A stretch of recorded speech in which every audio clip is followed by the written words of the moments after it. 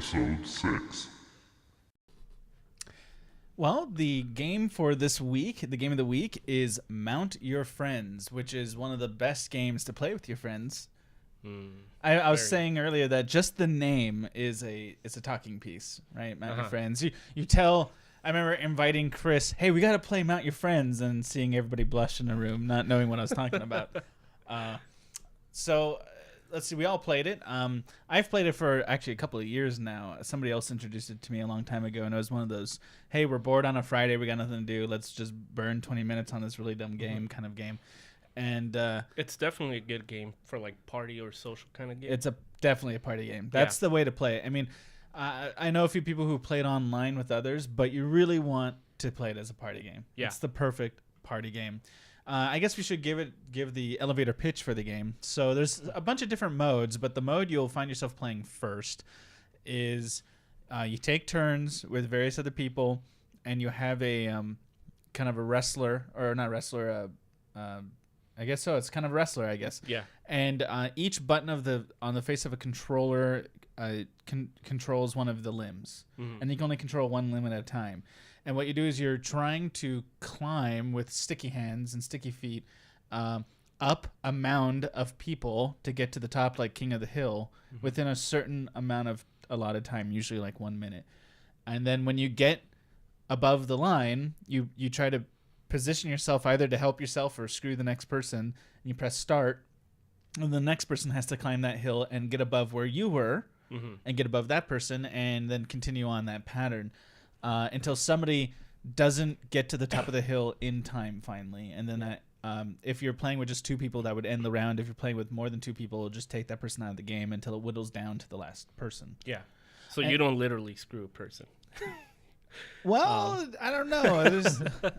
But you're trying to get to the highest level you can with your character, with the limbs, right? Right, and Chris did our let's play for the video today, and he was getting creative with the way he was positioning guys in the beginning. That is not necessarily required of the game. Wait, it was not on purpose. That wasn't on purpose? No. You totally did that by accident? Yeah. That's awesome. Nice. Okay, so Chris, you were the only person in the room who was introduced to it this week. Yes. So why don't you give us some first impression? All right, so like I was saying when we were talking about this, I have never physically moved a controller so much trying to will my character on screen. It's like when you're watching like an 8-year-old kid playing video games in the first year, right? Or like an old person. Yeah, they do the same thing. They're just trying to move like everything by moving the controller over. It's that involuntary movement of body. I love it. Yeah. I mean, and yelled at my screen so much. But in a fun way. Yeah. Right? It's just, it takes a little while to get used to the buttons.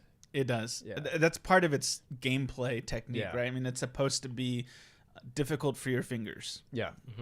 If it weren't, then It kind of melts your brain a little bit. Yeah. And I love the big leaps. We just made one on the video right now. You leapt over. We have normal gravity on, so the leaps are somewhat... Space gravity, I think, is definitely the most fun. Oh, yes. The only problem is it takes so long to get a tower built that by the time you can use it. Yeah. So, yeah, definitely a fun game, though, and not what I expected, and a little more replay ability than I expected, too. Yeah. I thought it would get old quick or whatever, but I still find myself going back to it every now and then, just kill 5 minutes. Yeah. Just 'cause it's funny. Yeah. It's challenging. It has small little nuances of humor. It's got in the design of the characters, in the epic music playing when you're trying to climb. Like it is like the most like powerful soundtrack ever for this silly little sprite based game. Yeah. Different modes too.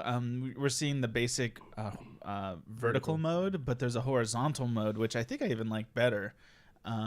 But it's not a good place to start playing. You want to learn the mechanics vertical, and when you're comfortable. I also like some of the other, like the ceiling hang mode, where you try and climb along the ceiling. Oh, I don't think I played that. Yeah, you have to. You start like horizontal mode with the goat, but then you go to the left and you have to climb up the wall and then climb as far as you can along the ceiling before time runs out. Oh, that's so cool. And the ceiling is all rocks and everything, so it's very uneven. Okay, I'm gonna have to check that out later.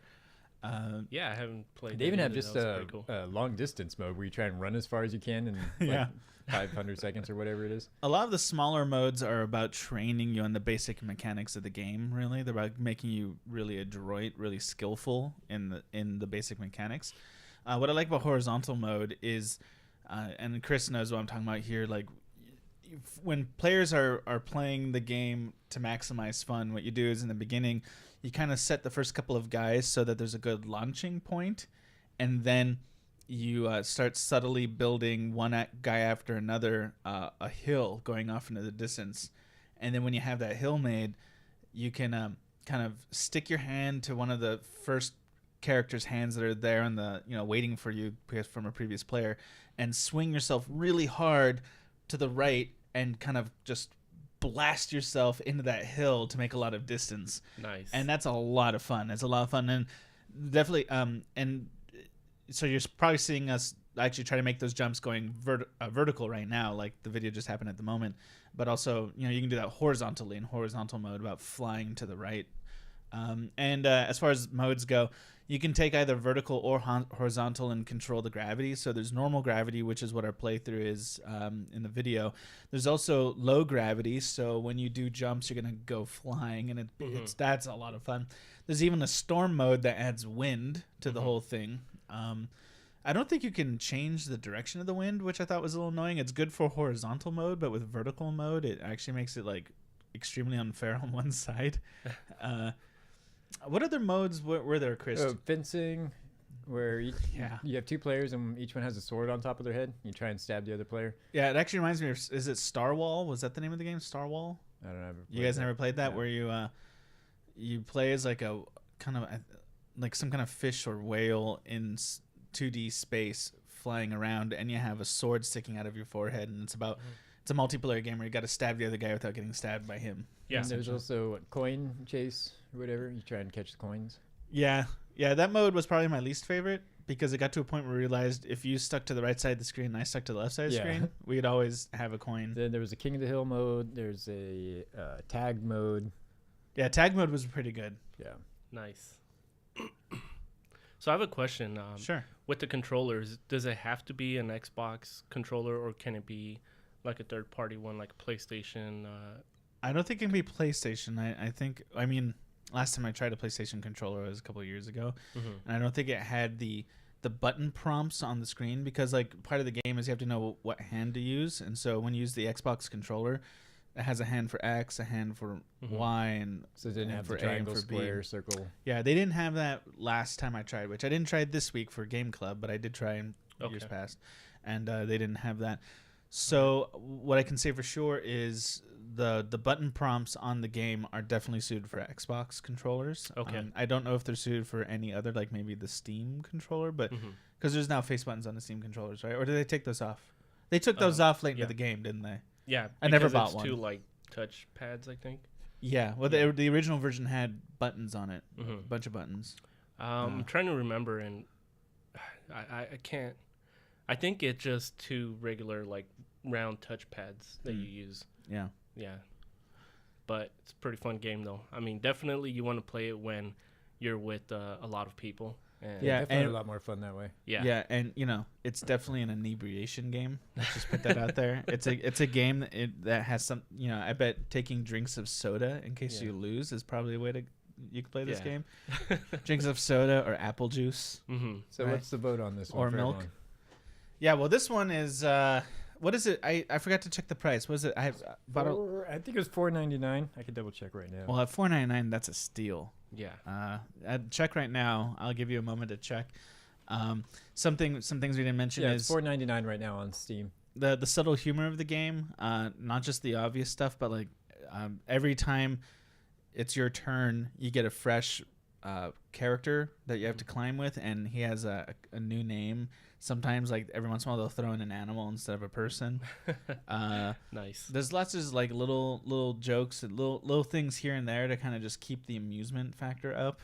So $4.99, Chris? Yeah, $4.99 right now on Steam. Is there anything else to buy if you buy it on Steam, like the soundtrack? Yeah, like a soundtrack or anything like that.